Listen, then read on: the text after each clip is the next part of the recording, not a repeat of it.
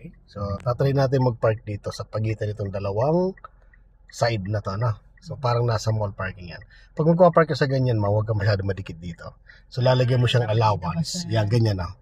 So, hindi rin masyadong dapat malapad yung space dito, no? So, tama lang yung mga dalawang tao, yung mga ganyan, no? 2 metro yan. Tapos, hindi mo tumapat yung side mirror mo dito sa kanto. Okay? Yan, no? No. Pag dito ka magpa-park, yun yung unang kanto, pangalawang kanto dito, tatapat ang side mirror.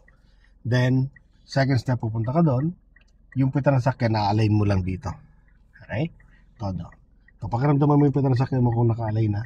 Isang palatandaan niya, makikita mo dito side mirror yon, yung tinapatan mo ng side mirror. Okay? Pagkita mo na yon, okay? So, todo mo na manibela mo dito. Sa reverse, yan. Pag medyo kulang yung adjust, yung medyo kulang yung ano mo, possible na mag-adjust ka talaga niyan. Okay, so pagbigyan. So dead end naman itong kalsada na to. Okay, so stop ka muna. No, stop muna ma'am. Stop muna. Di ba yung isang side na yun, kung makikita mo sa camera, itong side na to, ito, kailangan lumabas yun dyan. Ngayon, kung malapit ka na sa kanya at di pa nalabas, ibig sabihin masikip ka, abante ka. Okay, so dyan muna attention mo kasi nandiyan yung masikip. Dito maluwag, wala kang problema dito. Hanggang lumabas yan.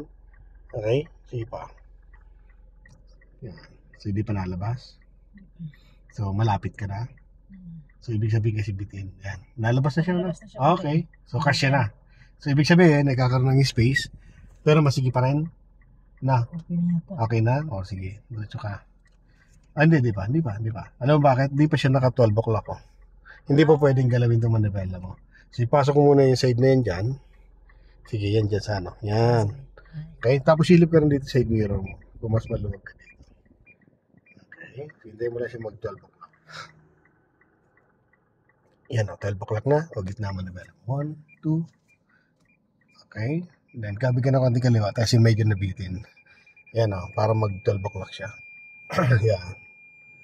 Okay, then stop. No.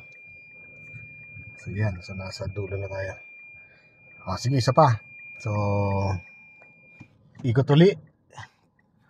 Tapos park uli dito. Ano pa? Sa inner lane ka pumasok para masanay ka sa paglaban.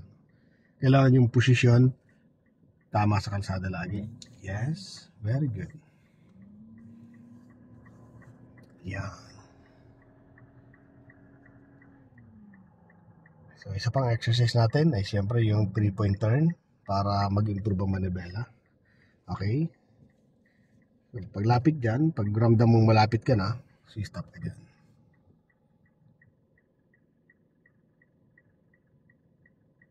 Yes. Lagay mo sa reverse. React muna ng konting sakyan. Then, todo manibela. Tingin side mirror, dalawang side mirror.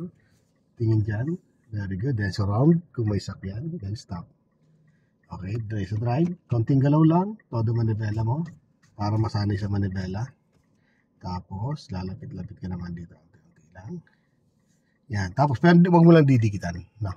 So, yung tamang ano lang, yung distance. Papark ulit tayo. So, gawin muli. Ngayon naman, try naman natin. Tatapat mo yung balikat mo doon sa pangalawang punta. No? Di ba kanina, nakatapat ay side mirror. Ngayon naman ay balikat naman tatry natin. Okay? So, yan ang position na preparation. Ang position ng puta ng sakyan sa stop number 2. So, huwag ka masyado malayo dito. Okay? Hanggang tumapat yung balikat. Okay, ito. Ito, side na to. Then, stop. Yan. Then, number 2. Punta ka doon. Hanggang... Ano yung... pupunta ka doon. Opo. Todo manibela mo. Okay? Todo manibela. Slow down ka.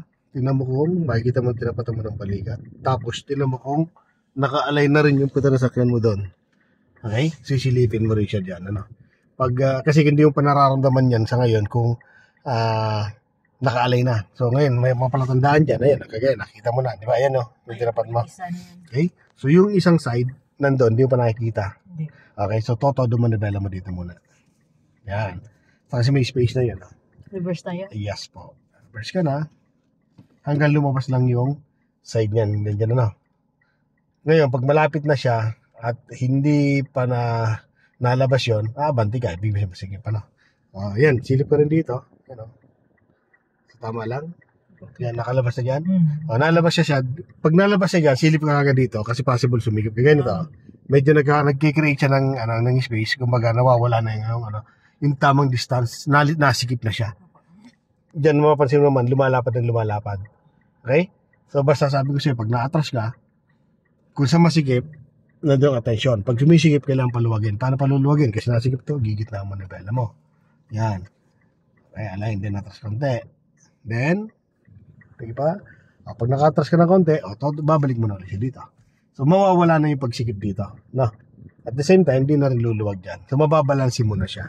At the same time, syempre, yung, safe yung sakyan mo. Ayan. Tapos, hintay mo siya mag 12 o'clock. Pag 12 o'clock na yan, so, doon mo yung gitna yung manibela mo. Ayan. Gitna. 1 and 2.